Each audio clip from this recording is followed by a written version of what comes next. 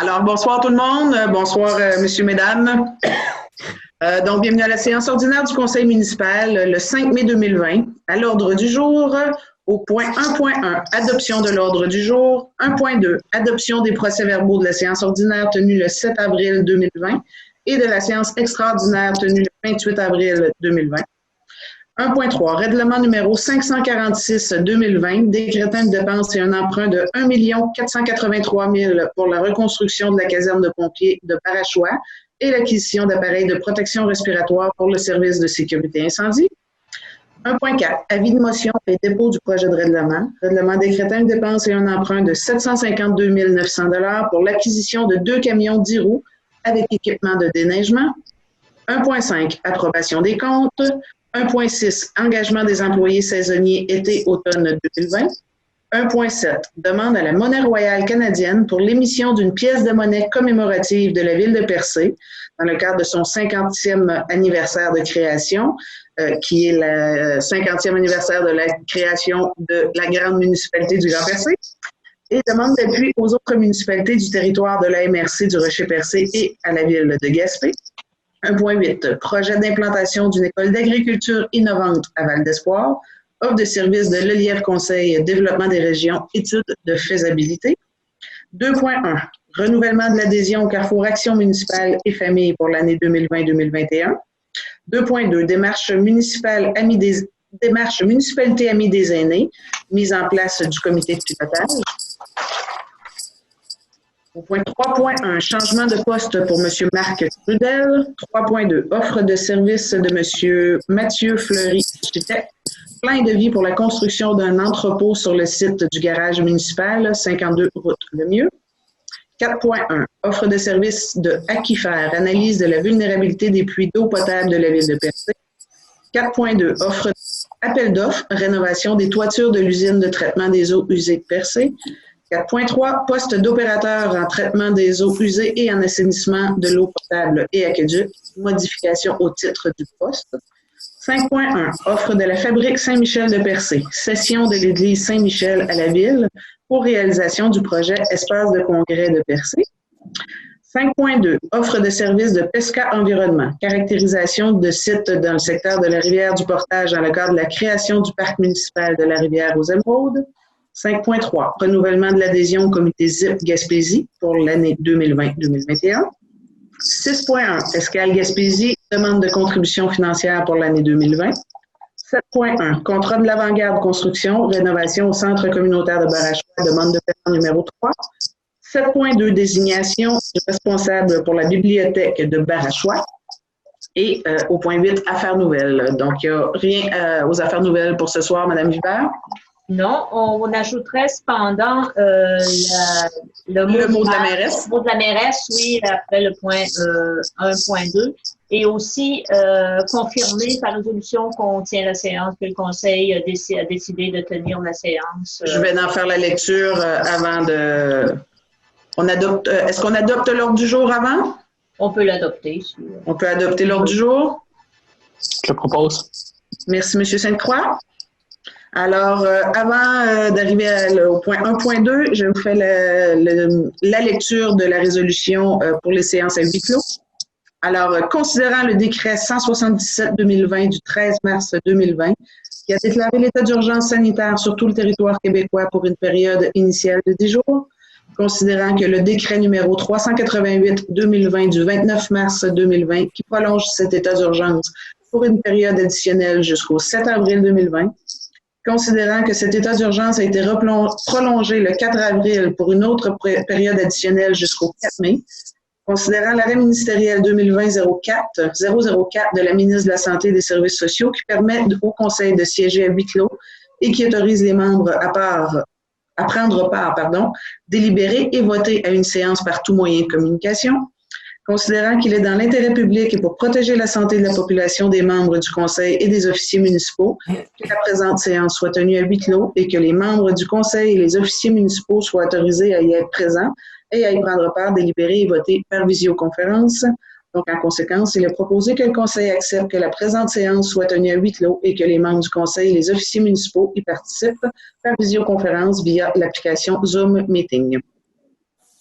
Nous allons apporter une petite correction à la résolution parce qu'on dit que l'état d'urgence était prolongé jusqu'au 4 mai, mais il a sûrement été prolongé depuis aussi, on va vérifier. Au fait, il n'y a pas de date, je crois. Hein? Ça a juste été reprolongé, mais il n'y a pas de date encore qui ont été données. Hein? On va dire qu'il est toujours en vigueur. Il est toujours en vigueur. Fait. Merci, Mme Hubert. Je propose. Merci. C'est Côté. Monsieur Côté. Monsieur Côté, OK, merci. Au point 1.2, adoption des procès-verbaux de la séance ordinaire tenue le 7 avril 2020 et de la séance extraordinaire tenue le 28 avril 2020. Vous les avez tous reçus? Tout à fait. Pris connaissance, c'est conforme? Oui. Parfait. Proposeur? Je propose. Monsieur Sainte-Croix? Donc, on est au point... Est-ce qu'on décale tous les points ou on est au mot de la mairesse avant le point 1.3, au fait, Mme Hubert? On est au mot de la mairesse. On est au mot de la mairesse. OK. Et les autres points gardent les points qui étaient initialement inscrits. Bon, ben allons-y. Écoutez, alors, le mot de la mairesse ce soir, évidemment, s'adresse dans le contexte de du COVID-19, évidemment. Écoutez, c'est une situation qui est tellement particulière, tellement, vous le savez, on est tous dans une mer de questions qui n'ont pas de réponse. Présentement, ce que je souhaite m'adresser, c'est aux gens de l'industrie touristique. Évidemment, l'industrie touristique à Percé, c'est pour l'essentiel notre économie. Et quand je dis les gens de l'industrie touristique, évidemment, je m'adresse aux entrepreneurs, aux propriétaires, aux employeurs, mais je m'adresse également aux employés, qui sont, pour la plupart, tous nos citoyens, ou presque. Hein? Donc, ça touche énormément beaucoup de notre population. Présentement, évidemment, il y a un grand moment d'incertitude face à cette situation et la saison qui s'en vient. Pour l'instant, on n'a pas de mesure du gouvernement qui nous indique comment procéder pour la saison touristique, comment celle-ci peut se manifester le cas échéant. On sait que la Gaspésie va être déconfinée à partir du 18 mai, donc dans 2 semaines. Et là, ce que je tiens à vous dire, c'est au fait les représentations qu'on fait présentement, parce qu'au-delà du déconfinement, qui est une chose, il y a une industrie touristique qui en est une autre. On parle de deux sujets qui sont complètement différents tant qu'à moi. Le déconfinement, c'est tel que tel. Je pense que tout le monde connaît les mesures à mettre en place pour faire attention à notre santé et à la santé de nos proches et la santé de la population en général. Maintenant, une saison touristique, je sais que évidemment, les entreprises ne savent pas trop sur quel pied danser. Les employés sont inquiets aussi parce qu'il y a une saison d'assurance-emploi qui vient de se terminer. Il y a une prestation canadienne d'urgence qui est disponible, mais qui n'est pas annoncée au-delà de octobre 2020 pour la suite des choses. Donc, je veux vous rassurer. Écoutez, on travaille très fort, régulièrement. Je siège sur plusieurs comités présentement où, évidemment, le sujet est à l'ordre du jour tout le temps. On attend les recommandations. On fait les pressions possibles pour avoir des réponses rapidement, à savoir, est-ce que la saison touristique sera autorisée? Est-ce que il y aura des mesures compensatoires pour les entrepreneurs? Il y a beaucoup de frais qui vont être engagés pour débuter une saison. Est-ce que cette saison-là sera profitable? C'est des réponses qu'on n'a pas, mais qu'on travaille fort pour avoir les réponses qui seraient évidemment... en fait, ce que je mentionne régulièrement, c'est qu'on a beau parler d'une saison touristique, là, et tout le monde pense que ça commence en juillet, là, mais la saison touristique, elle se prépare Donc, c'est le moment des embauches normalement, c'est le moment de décider le nombre d'employés. Présentement, on ne sait pas le nombre d'employés, on ne sait pas à quel moment ça va débuter, on ne sait pas si elle va devoir, elle va se poursuivre, on ne sait pas si l'achalandage sera au rendez-vous. Donc, écoutez, je n'ai pas plus les réponses présentement, mais sachez on s'y attarde avec beaucoup de sérieux. On fait les représentations pour avoir des réponses le plus rapidement possible. Est-ce que, je vous donne un exemple, est-ce que la prestation canadienne d'urgence pourrait être éventuellement comptée comme des semaines assurables pour s'assurer que la population ait des revenus jusqu'à l'été 2021? Je pense que c'est la première des préoccupations, au-delà de la santé, évidemment, parce que la santé reste encore une préoccupation très grande. Donc, on est en contact avec le directeur de la santé publique régionale régulièrement aussi, à savoir comment on peut absorber une masse touristique. Donc, toutes les questions se posent présentement et aussi, j'ajouterais, hier, nous avons lancé un sondage par courriel à tous les gens de l'industrie aussi pour aller sonder. On a envoyé 130 courriels hier là, pour savoir un peu quelles sont les préoccupations. Est-ce que les gens veulent ouvrir? Est-ce qu'ils ne veulent pas ouvrir? S'il y avait des mesures compensatoires, est-ce que ça pourrait influencer? Donc, on est à recueillir les données de tout ça. J'encourage tous les commerçants là, qui avaient vérifié, là, que ce soit l'hôtellerie, la restauration, les activités, le culturel. Tout le monde est touché présentement. Donc, on a adressé ce sondage-là à l'ensemble de l'industrie pour voir un peu là, c'est quoi les intentions et surtout les préoccupations pour faire les représentations nécessaires. Alors, écoutez, voici ce qu'il y en est. Pour l'instant, ben, si certains se demandent pourquoi je fais pas de points régulièrement tous les jours, je sais que je me suis fait demander aussi pourquoi. Écoutez, je pense que les médias couvrent très bien présentement. Nous avons encore le point de presse de Monsieur le Premier ministre tous les jours. Donc, je ne vois pas l'utilité de répéter présentement ce qui se dit dans les médias. Mais si vous avez des questions, si vous voulez en discuter davantage, ne vous gênez pas, vous pouvez appeler à l'hôtel de ville. Je retournerai l'appel, puis je pourrai discuter avec vous là, plus personnellement si vous en sentez le besoin. Sentez-vous bien à l'aise de le faire. Ça va me faire plaisir de discuter avec vous. Alors voilà pour la situation, je dirais, touristique et économique de notre secteur et aussi de la santé. Ne craignez rien, on en tient compte aussi et on est préoccupé aussi par tout ça.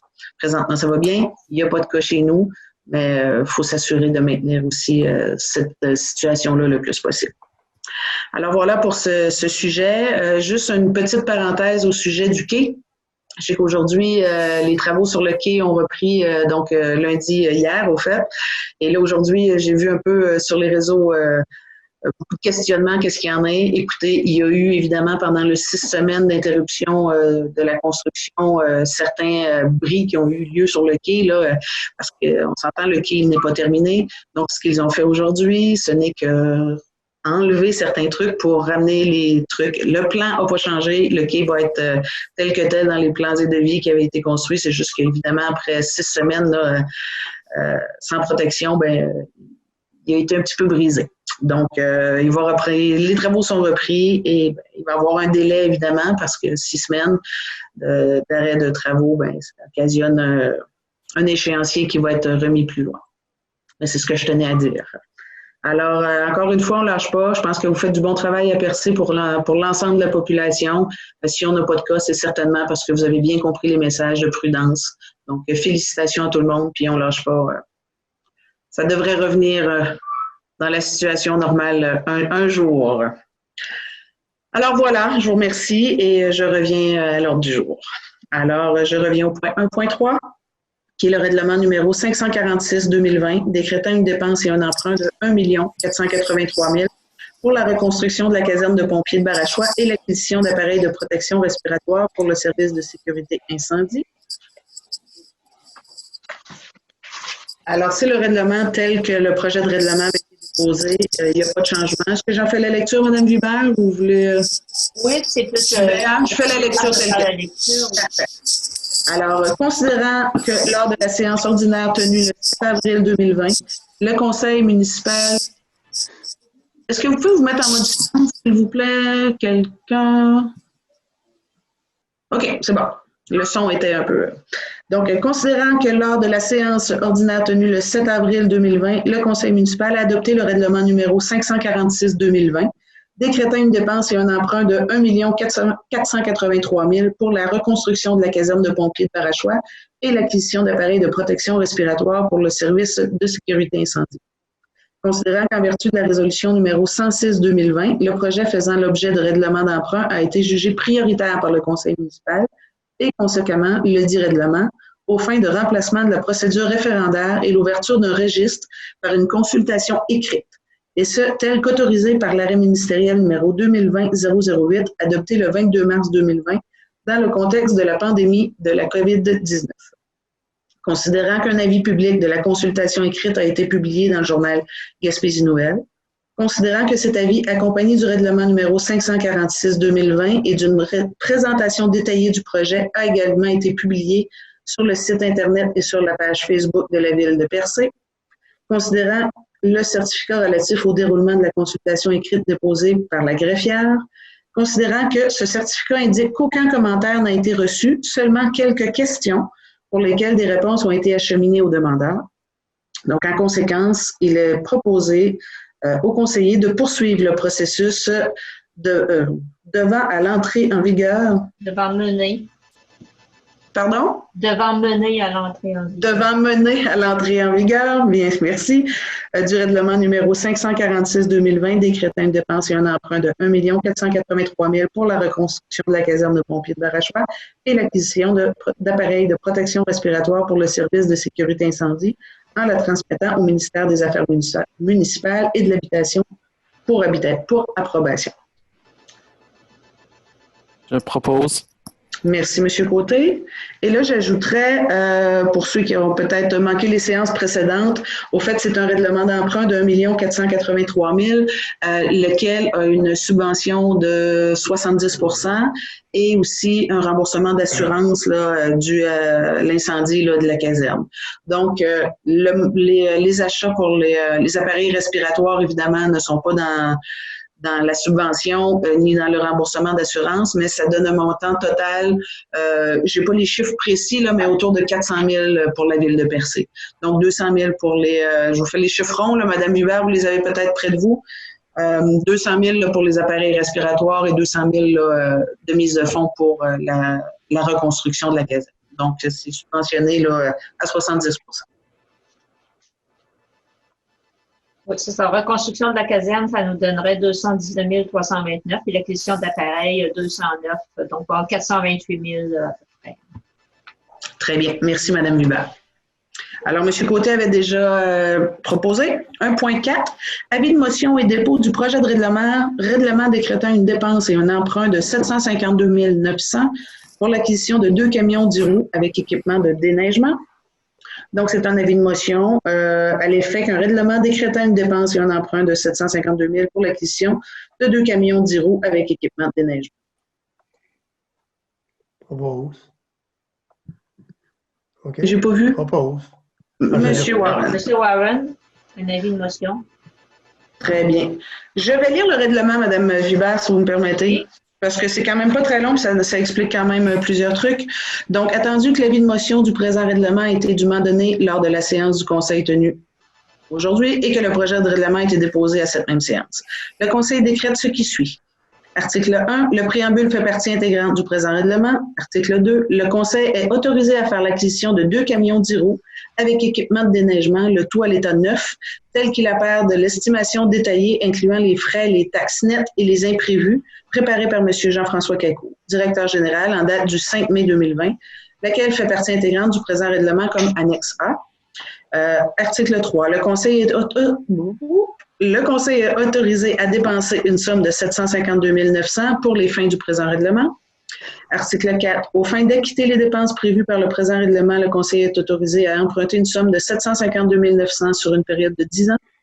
Article 5. Le Conseil est autorisé à effectuer annuellement durant le terme de l'emprunt une portion des revenus généraux de la municipalité pour pourvoir aux dépenses engagées relativement aux intérêts et au remboursement en capital des échéances annuelles de l'emprunt, conformément à l'article 547 de la Loi sur les cités et villes. Article 6. S'il advient que le montant d'une affectation autorisée par le présent règlement est plus élevé que le montant effectivement dépensé en rapport avec cette affectation, donc si on avait des prix moindres que le règlement d'emprunt, le Conseil est autorisé à faire emploi de cet excédent pour payer toute autre dépense décrétée par le présent règlement et pour laquelle l'affectation s'avérerait insuffisante. Article 7. Le Conseil affecte à la réduction de l'emprunt décrété par le présent règlement toute contribution ou subvention pouvant lui être versée pour le paiement d'une partie ou de la totalité de la dépense décrétée par le présent règlement.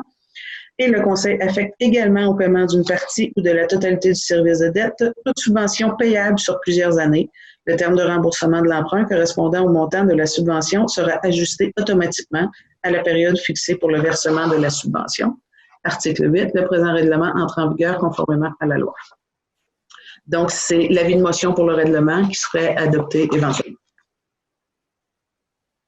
Ça avait été proposé par M. Warren. Hein? Ah, oui. Bon, OK.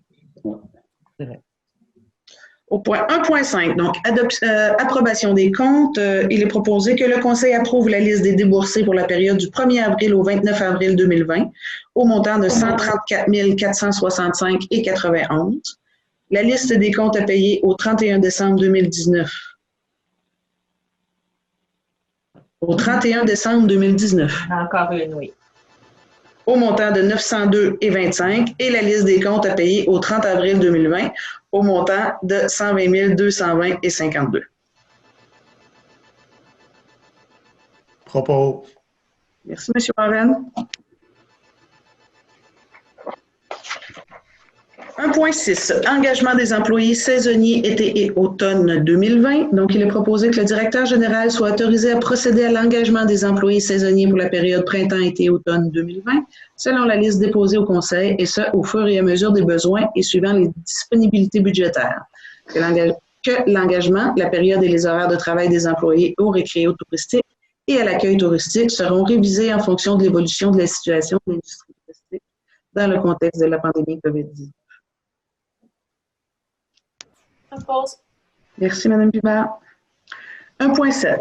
Demande à la Monnaie royale canadienne pour l'émission d'une pièce de monnaie commémorative de la ville de Percé, 50e anniversaire de création, et demande d'appui aux autres municipalités du territoire de la MRC du Rocher-Percé et à la ville de Gaspé. Donc, considérant que la ville de Percé souhaite commémorer les 50 ans de sa création en faisant la promotion de son patrimoine culturel et environnemental. Considérant que la ville de Percé est en plus inscrite à la liste des territoires géoparcs mondiaux UNESCO et que cette inscription mérite d'être mise de l'avant afin de promouvoir la préservation environnementale qui a lieu au Canada et au Québec. Considérant qu'en 1992, le Rocher-Percé avait déjà été frappé sur les pièces de 25 cents émises par la Monnaie royale canadienne, considérant qu'en 2000 et 2001, à l'initiative de l'Office de tourisme du Rocher-Percé, des pièces de collection représentant le Rocher-Percé ainsi que les richesses des territoires des municipalités de la MRC du Rocher-Percé avaient été produites. Considérant que cette initiative avait eu un impact positif, notamment sur le sentiment d'appartenance régionale, mais aussi sur la promotion touristique de nos municipalités. Considérant qu'une nouvelle représentation du Rocher-Percé sur les pièces de 2 $ canadiens offrirait une meilleure visibilité à travers tout le Canada, à la région de la Gaspésie, à la MRC du Rocher-Percé ainsi qu'à la ville de Percé. Donc, en conséquence, il est proposé au Conseil que la demande soit adressée à la Monnaie royale canadienne en concordance avec son calendrier de production, d'accepter le projet de suggestion des thèmes faits par la ville de Percé afin que le Rocher-Percé figure sur les pièces de 2 $ canadiens, et ce pour l'année 2021 ou pour une année subséquente. Donc, une demande d'appui à ce projet soit adressée aux autres municipalités du territoire de la MRC du Rocher-Percé et à la ville de Gaspé. Je propose. Merci. Monsieur Chine. Au point 1.8, projet d'implantation d'une école d'agriculture innovante à Val d'Espoir, offre de services l'ELIF Conseil, développement des régions, études de faisabilité. Il est proposé d'accepter l'offre de service de l'ELIF Conseil Développement des régions incorporées, datée du 23 avril 2020, au montant de 42 021 $ plus taxes, toutes dépenses incluses, relativement à la réalisation d'une étude de faisabilité pour l'implantation d'une école d'agriculture innovante à Val d'Espoir. D'approprier les crédits nécessaires au paiement de cette dépense, soit un montant net de 44 117 $ par un virement de l'excédent de fonctionnement non affecté au compte excédent de fonctionnement affecté, activité de fonctionnement, et d'affecter à la réduction du montant imputé à l'excédent de fonctionnement par la présente résolution toute contribution ou subvention pouvant être versée à la Ville pour le paiement d'une partie de cette dépense. Propose. Merci, M. Warren. Écoutez, je vais prendre quand même quelques minutes pour en parler. Donc, vous avez entendu parler là, dans la dernière année d'un projet qu'on est en train de tenter de développer pour Val d'Espoir, donc qui est une école d'agriculture innovante. On avait donné à M. Lelièvre, via sa firme l'an passé, un contrat pour faire une étude de préfaisabilité. L'étude de préfaisabilité ne chiffrait pas nécessairement ou n'allait pas dans les détails de qu'est-ce que pouvait être cette étude-là. Par contre, faisait l'état des possibilités, du potentiel du territoire, du potentiel des cours qui pourraient être développés par rapport à l'historique, par rapport au lieu et ainsi de suite. Donc maintenant, cette étude de préfaisabilité, a été remise en janvier dernier par M. Lelièvre, qui évidemment était assez concluante. Le potentiel est assez grand, il est très grand, donc assez concluante pour passer à l'étape suivante, qui est l'étude de faisabilité. Maintenant, dans cette étude-là, on va être en mesure d'aller vraiment beaucoup plus précis dans le type de formation. L'étude de préfaisabilité nous indiquait qu'est-ce qui existait au Québec, parce que je pense que c'est important dans ce qu'on veut développer, c'est de ne pas faire quelque chose qui existe déjà, c'est vraiment d'aller vers quelque chose d'innovant, quelque chose de nouveau. Donc, pour ça, on a fait quand même là, le répertoire des cours et de ce qui se donne ici au Québec, même à l'étranger. Donc, on s'est quand même inspiré des nouvelles tendances un peu de ce qui se fait ailleurs sur la planète. Maintenant, l'étude de faisabilité va nous permettre d'aller vraiment plus en profondeur avec quel type de formation qui pourrait être fait, puis au-delà de quel type de formation, quelle formation serait donnée. Est-ce que ce sera un porteur privé? Est-ce que ce sera un porteur public? Donc, tous les avantages. L'étude aussi architecturale ne sera pas complète, mais pour cibler le potentiel des infrastructures en place. Donc, c'est vraiment beaucoup, beaucoup plus complet. Et M. Lelièvre est allé chercher dans l'étude de faisabilité, donc 5 autres personnes de profils différents, d'expertises différentes pour vraiment là, arriver. Donc, on a quelqu'un qui est en formation, qui vient du milieu de l'éducation. On a des gens qui sont vraiment en agronomie. On a un bachelier en agronomie qui possède une maîtrise en agroéconomie. Donc, on est vraiment allé chercher des personnes qui sont beaucoup plus ciblées pour aller faire quelque chose de plus précis. L'échéancier est pour le mois d'août. Donc, ce qu'on souhaite avoir, nous, c'est le résultat de cette étude de faisabilité pour être en mesure de déposer dès l'automne. Donc, écoutez, il n'y a pas beaucoup de bonnes nouvelles avec le COVID présentement, mis à part peut-être l'environnement, n'est-ce pas? Il y a probablement beaucoup de façons d'opérer, d'habitudes de consommation qui vont être améliorées suite à ce confinement-là. Je pense qu'il y a des prises de conscience. Évidemment, une étude d'agriculture innovante avec de l'achat local, avec pardon, je cherche mes mots, mais de l'autonomie alimentaire, de l'alimentation de proximité. Je pense qu'on est vraiment très, très ciblé. On n'est pas prêt à déposer quelque chose, mais on devrait être prêt à l'automne pour déposer un projet là, très concret. Donc, je nous en félicite, tout le monde, d'avoir eu cette vision-là. Ça reste à poursuivre, mais je pense qu'on a un très bon timing pour parler d'autonomie alimentaire. Alors, voilà. M. Warren avait déjà fait la proposition? Oui, c'est bon. Parfait. Alors, je passe au point suivant. 2.1, renouvellement de l'adhésion Carrefour Action municipale et famille pour l'année 2020-2021. Alors, il est proposé que le Conseil renouvelle son adhésion au Carrefour Action municipale et famille pour l'année 2020-2021 et engage à cet effet une somme de 38 $ plus taxes, représentant les coûts de la cotisation annuelle. Je propose. Merci, Mme Bourget. 2.2, démarche municipalité Amis des aînés, donc MADA, qu'on entend souvent sur le nom de MADA, qui est la démarche municipalité, qui est, au fait, MADA, c'est Municipalité Amis des aînés, mise en place du comité de pilotage. Donc, considérant la volonté de la Ville de Percé de réaliser une démarche MADA pour assurer un milieu de vie et un milieu de vie de qualité aux aînés, considérant que la Ville est en période de mise à jour de sa démarche MADA, considérant que la démarche MADA est une manière de penser et d'agir qui concerne l'ensemble des champs d'intervention de la municipalité, considérant que la démarche MADA nécessite la création d'un comité de pilotage, il est proposé que le Conseil de Ville procède à la création d'un comité de pilotage sous la responsabilité de l'élu responsable du dossier des aînés, Mme Doris Réel en l'occurrence, que le comité aura pour mandat de faire le bilan des réalisations du plan d'action MADA 2013-2015, mettre à jour la politique et le plan d'action MADA pour une période minimale de 3 ans et s'assurer que soient mis en place des mécanismes de mise en œuvre et de suivi de la politique et du plan d'action MADA. Que le comité sera composé des personnes suivantes. Donc, Mme Pascale Gagnon, chargée de projet accompagnatrice MADA, Mme Doris Réel, conseillère du district numéro 6 et responsable du dossier des aînés pour la Ville de Percé, M. Grégory Molnar, coordonnateur aux événements, aux loisirs et à la culture pour la Ville de Percé, M. Jules Leblanc, administrateur de l'Office municipal d'habitation de Percé, Mme Janet Harvey, présidente Club d'âge d'or Mountain View, représentante de la communauté anglophone, M. Denis Loisel, retraité, médecin, conseil des maladies infectieuses 2005 à 2012 et directeur général de la Régie régionale de la santé et des services sociaux de 1995 à 2005. M. Alcide Proulx, président du club FADOC L'Anneau d'Or, Mme Hélène Réel, historienne et retraitée engagée, Mme Danielle Thivierge, retraitée engagée, ancienne conseillère du district numéro 4, et Mme Debbie Touzel, retraitée engagée, administratrice comité de bienfaisance de Saint-Georges-de-Malmö. Nous avons un proposeur? Je propose. Merci, Mme Bourget. Madame la mairesse, on remarque que M. Majella Warren n'est plus à l'écran.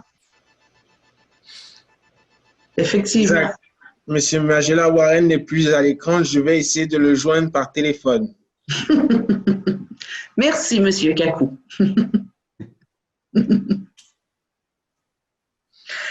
Je poursuis. Alors, si vous voulez, je vais mettre une mention aux minutes à l'effet que M. Warren a quitté à 19h33 et s'il réapparaît, je mettrai une note de son retour. Parfait. Je vous remercie. Alors, je poursuis. 3.1, changement de poste pour M. Marc Trudel. Donc, considérant que M. Marc Trudel est à l'emploi de la Ville de Percé depuis le 18 juillet 2011 à titre de journalier saisonnier, considérant l'ancienneté et la qualification de M. Trudel, donc il est proposé de lui accorder un poste d'ouvrier opérateur saisonnier, et ce, rétroactivement au 24 avril 2020. Je propose. Merci, M. Sainte-Croix. 3.2. Offre de services de Mathieu Fleury, architecte, plan et devis pour la construction d'un entrepôt sur le site du garage municipal, 52 route Lemieux. Donc, il est proposé d'accepter la proposition de service et d'honoraires de Mathieu Fleury, architecte, datée du 23 avril 2020, relativement à la réalisation des plans et devis pour la construction d'un entrepôt sur le site du garage municipal au 52 route Lemieux, et ce pour un montant de 5 000 $ plus taxes, toutes dépenses incluses. Je propose. Madame Doris Réel. Madame Réel? Oui. Merci. 4.1. Offre de service de Aquifer, analyse de la vulnérabilité des puits d'eau potable de la Ville de Percé. Donc, il est proposé d'accepter l'offre de service de Aquifer, datée du 2 avril 2020, au montant de 12 800 $ plus taxes, pour la réalisation d'une analyse de la vulnérabilité des sites de prélèvement d'eau souterraine de la Ville de Percé, telle que requise en vertu du règlement sur les prélèvements des eaux et leur protection. Ce mandat s'inscrit dans la demande d'aide financière présentée au ministère de l'Environnement et de la lutte contre les changements climatiques dans le cadre du programme pour une protection accrue des sources d'eau potable, volet 1, soutien aux municipalités pour la réalisation des analyses de vulnérabilité. Je propose. Merci, Roger. Madame Hubert, je n'ai pas non plus le montant précisément, mais il y a une aide financière attachée à cette dépense aussi. Hein, de 11 000 quelques, là, on paye, 11 850 ou... Il y a une aide financière de 11 850 $. 11 850, voilà. Je m'en souvenais. Merci, M. Kakou. Ça a été proposé? Oui, Madame Bourget. Madame Bourget, parfait. Alors, au point 4.3, poste d'opérateur en traitement des eaux usées et en assainissement de l'eau potable et aqueduc, modification au titre du poste. Donc, considérant qu'en vertu de la résolution numéro 330-2019, adoptée le 10 décembre 2019, la Ville abolissait le poste de chef opérateur à l'usine d'assainissement des eaux usées et le remplaçait par un poste de chef opérateur aqueduc et égout.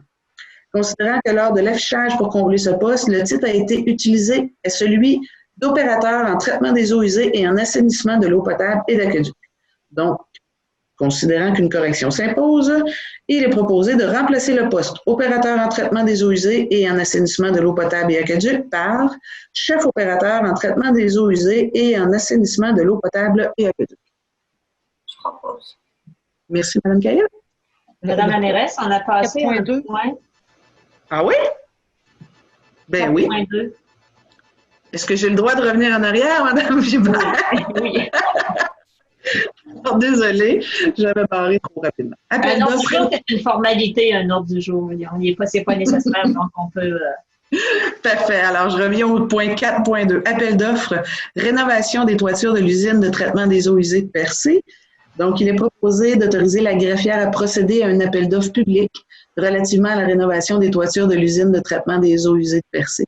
Que cette dépense soit imputée à l'emprunt qui devrait être décrété au profit du secteur concerné pour la réalisation des travaux. Proposeur? Je propose. Merci, M. Saint-Croix. Non, et là, j'ai barré 5.1. Vous voyez, ça va pas bien. Je reviens. 5.1.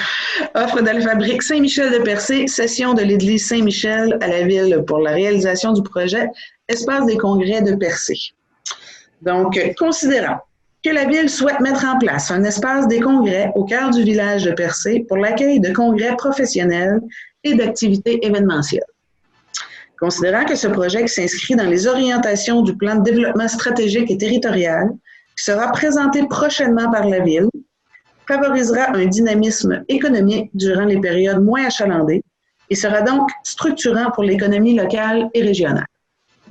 Considérant que l'église Saint-Michel de Percé a été ciblée pour être le cœur de ce grand projet et que la fabrique Saint-Michel de Percé est disposée à la céder à la Ville pour la réalisation du projet, tout en conservant l'aspect patrimonial du bâtiment. Considérant que ce bâtiment a déjà été utilisé pour la tenue de rassemblements d'envergure et que l'expérience a été très concluante, notamment en termes d'espace et d'appréciation par les participants, considérant que le diocèse de Gaspé autorise cette cession, considérant que la Ville de Percé et la fabrique Saint-Michel se sont entendus pour les termes d'une éventuelle cession à la Ville, et plus particulièrement sur la mise à la disposition de la fabrique, à même le bâtiment, d'un lieu de culte, d'un espace de rangement et d'un espace de bureau. Considérant que la Ville a déjà retenu les services de professionnels pour la réalisation d'un carnet de santé du bâtiment. Donc, en conséquence, il est proposé que la Ville de Percé accepte l'offre de la fabrique Saint-Michel de Percé de se porter acquéreur de l'église Saint-Michel de Percé. Que cette acceptation soit conditionnelle à l'obtention par la Ville du financement requis pour les interventions qui seront nécessaires pour la rénovation et la mise aux normes du bâtiment et sa conversion en espace de congrès. Donc, je prends encore ici quelques minutes pour parler du projet, n'est-ce pas? On avait déjà lancé les études un peu là, pour le carnet de santé l'an passé.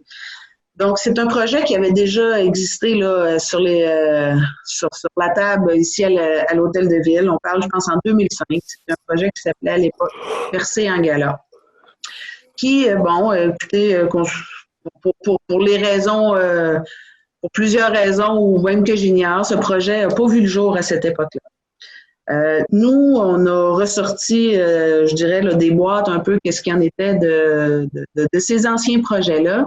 Et, bon, là, je ne parle pas du contexte COVID-19, mais je parle du contexte actuel des choses. Sans le COVID, il y a beaucoup de demandes qui se font. Il y a vraiment régulièrement des demandes pour des congrès à Percé. C'est Mme Marie Leblanc, qui est la directrice à la promotion touristique, a des demandes régulièrement. On considère ici que c'est un outil de développement vraiment très structurant pour l'ensemble de la communauté, c'est-à-dire que période de congrès s'opère pas pendant la saison touristique très achalandée, c'est-à-dire que c'est beaucoup plus au printemps et à l'automne.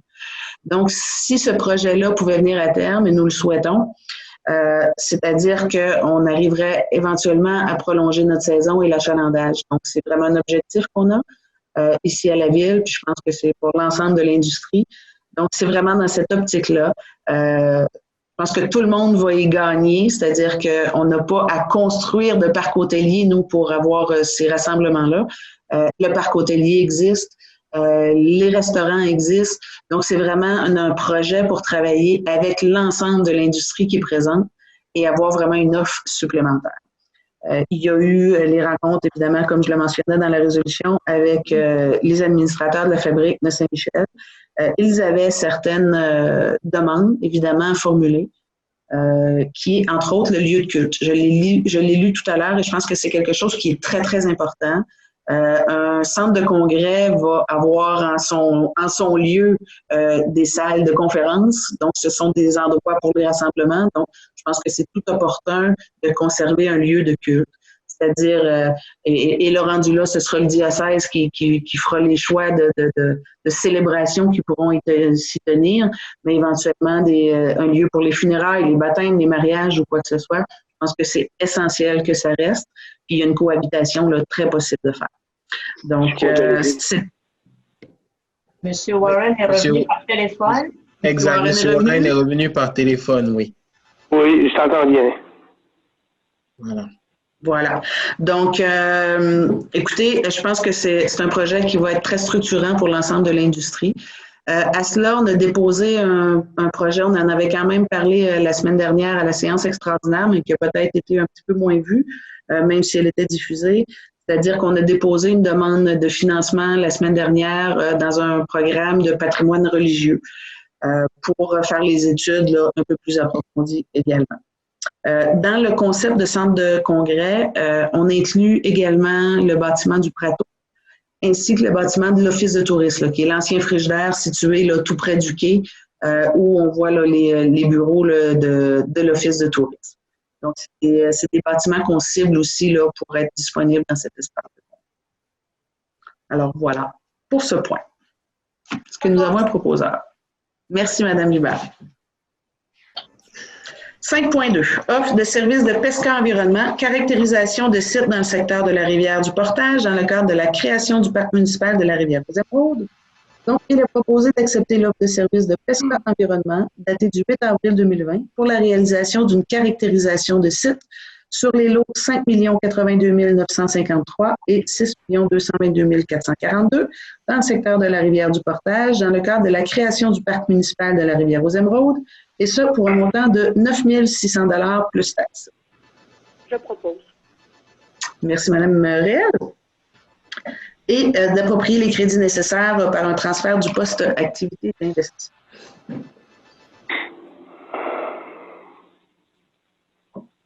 Donc, 5.3, renouvellement de l'adhésion au comité ZIP Gaspésie pour l'année 2020-2021. Il est proposé que la Ville de Percé renouvelle son adhésion au comité ZIP Gaspésie pour l'année 2020-2021 et engage à cet effet une somme de 75 $ représentant les coûts de la cotisation annuelle. Propose. Monsieur Warren. Monsieur Mazzola. Monsieur Warren, merci. 6.1, Escale Gaspésie demande de contribution financière pour l'année 2020. Donc, il est proposé que la Ville de Percé contribue pour un montant de 5 000 $ aux dépenses de fonctionnement d'Escale Gaspésie pour l'année 2020.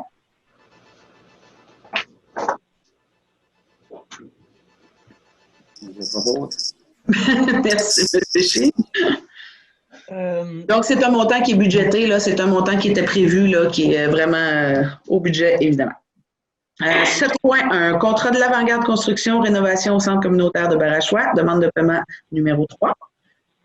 Alors, il est proposé d'accepter la demande de paiement numéro 3 au montant de 19 781,81 plus taxes, présentée par l'Avant-Garde Construction en date du 31 mars 2020, dans le cadre du contrat de rénovation au centre communautaire de Barachois, tel que recommandé par Vachon-Roy Architecte, et d'en autoriser le paiement. Je propose.